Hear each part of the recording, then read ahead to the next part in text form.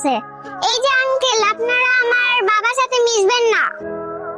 তোমার বাসায় আসো, আব্বু তোমাকে দেখে নিচ্ছি। বাবা ওঠো, আমার স্কুলে দেরি হয়ে যাচ্ছে। বাবা বাবা ওঠো, আমাকে নাস্তা বানিয়ে দাও। দেখো আমার স্কুলে দেরি হলে কিন্তু তুমি আমাকে কিছু বলতে পারবে না। বাবা তোমার গা গরম কেন? তুমি কি অসুস্থ?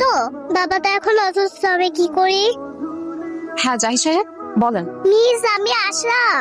কি ব্যাপার আশা, তুমি তোমার বাবার ফোন থেকে ফোন করেছো? বাবা কোথায়? বাবা তো ঘুম থেকে উঠছে না, বাবা মনে হয় অসুস্থ। মিস আমি কি করব বুঝতে পারছি না। তুমি কি আমাদের বাসায় আসবে? আচ্ছা আচ্ছা আমি আসছি। Thank you miss. তোর চা। Thank you. কি রে মা, কোথায় যাচ্ছিস তুই এই সময়?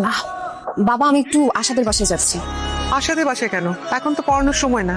মা পড়াতে যাচ্ছি না তো, একটু কাজ আছে। আসার বাসায় তোর অন্য কি কাজ? দাদা আজকে তুই বাসার বাইরে যেতে পারবি না। কি বলছো বাবা? আমি কেন এখন বাসার বাইরে যেতে পারবো না? তোকে কাল রাতে বললাম না আগামীকাল পাত্রপক্ষ তোকে দেখতে আসবে, তুই কি ভুলে গেলি?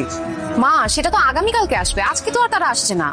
আমার একটু যেতেই হবে, কারণ আশার বাবা অসুস্থ, উনি অনেক অসুস্থ, দেখার মতো কেউ নেই। আর আশা ছোট্ট একটা মানুষ, ও কল করেছে আমাকে, খুবই অসুস্থ। আমি যাচ্ছি, আমার বেশিক্ষণ সময় লাগবে না। ওকে আমি চলে আসবো।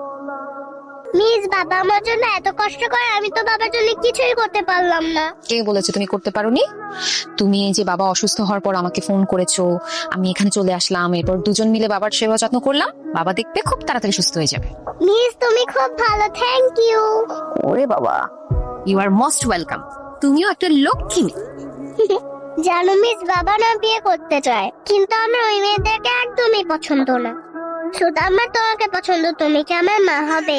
আশা এখন আমার বাসায় যেতে হবে, তুমি বাবার দিকে খেয়াল রাখবে, আর বাবা যদি উঠে যায় তখন আমাকে ফোন দিয়ে জানাবে, ঠিক আছে? ঠিক আর আছে। কোনো দরকার হলে আমাকে ফোন করবে, ওকে?